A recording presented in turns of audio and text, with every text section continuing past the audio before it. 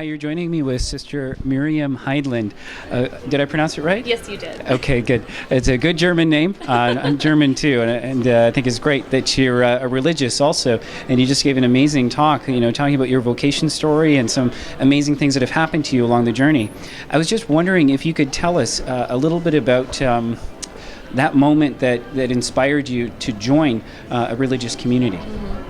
Well, for me, it was something that kind of caught me by surprise. This priest that I had earlier alluded to in my talk, we were just talking in his office one day, and he was saying, maybe what you're looking for in all these men, he said, maybe you'll find that in Jesus.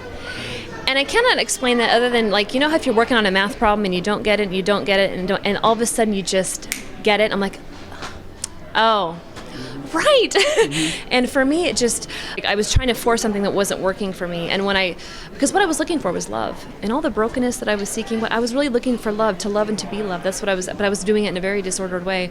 But at that moment, I'm like, my heart is made differently. My heart is made for Jesus Christ. And I liken it to kind of having a puzzle that is missing one piece. And at that moment, it was like Jesus bent down, and in the gutter, he found the puzzle piece.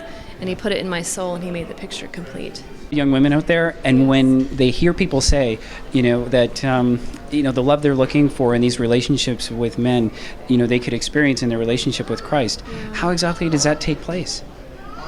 Well, it's obviously different than an earthly love, so to speak.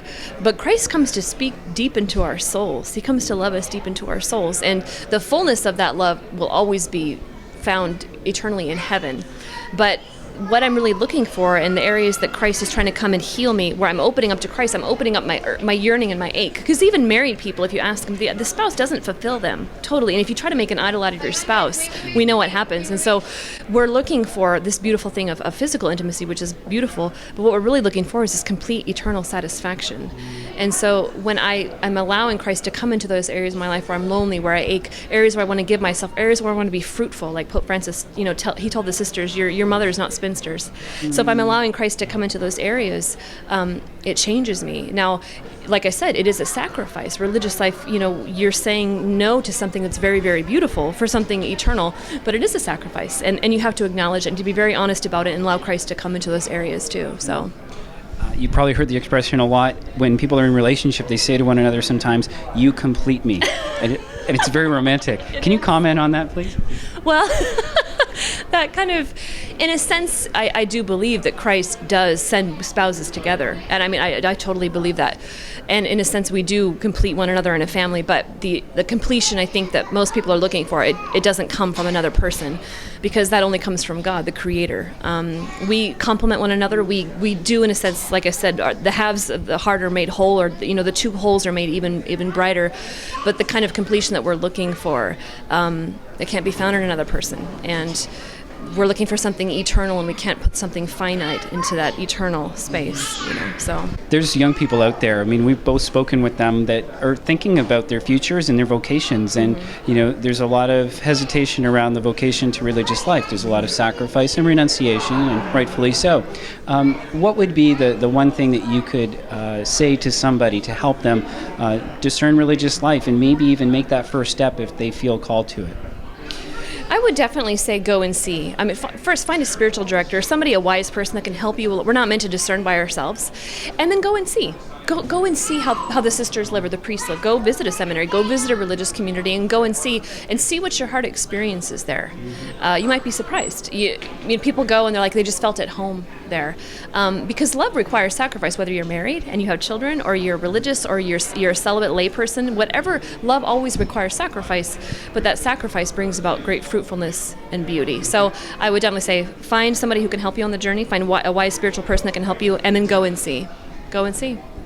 Parents, teachers, chaplains, principals, religious, priests, all kinds of people out there who are interested in the well-being of young people. Do you have any tips to give them along the way, and how to inspire them to really live their faith? Well, I think one of the ways we do that first and foremost is by living it ourselves. We can't give what we don't have, and it's the authentic witness of somebody's life that inspires us. And that, as professed Christians, if we don't live a life that's on fire, why should anybody else do it? So young people watch us more than we can possibly imagine, and they're looking at us to see how we live our life. So as we allow Christ to encounter us in our areas of darkness and set us free and make our light grow even brighter, then it allows them the freedom to go and do the same. And keep that door open to them, encourage them to receive the sacraments, to go to things like this, to go visit religious communities. I know a lot of priests and other people, they take young women on pilgrimages to convents, and that have pamphlets available that they can't join something they don't know exists. So the more we make that available, and that it's a normal decision and it's a beautiful thing, that they're more willing to at least go and see and be open to something like that. Have you seen any concrete activities at the parish level or at the school level that have worked quite well? I know a lot of times youth groups or schools will consciously invite priests and religious in, and just they'll like, come and eat with our kids, just come have lunch with them so they can see you. So a lot of times just the simple witness of that, of having, here's an option. I didn't know that was really an option when I grew up. Here's an option that, Christ might be calling you to this. That they have authentic theology in their schools. They're teaching something that's true and authentic. The truth always challenges us, but it always transforms us and sets us free. So, sometimes you see programs that are unfortunately kind of maybe going in a different direction, but we're teaching the kids truth. John Paul II would always say that it will challenge them, but they'll rise to the occasion. So we can't be afraid to take that risk, to speak the truth in love always, and then allow the gospel to do its work. Well, thank you for not being afraid for doing this interview. I really appreciate the time that you spent with us on vocationculture.ca, and I want to wish you well as you continue in your ministry. Thank you, yes, and you'll all be in my prayers. Thank you so much.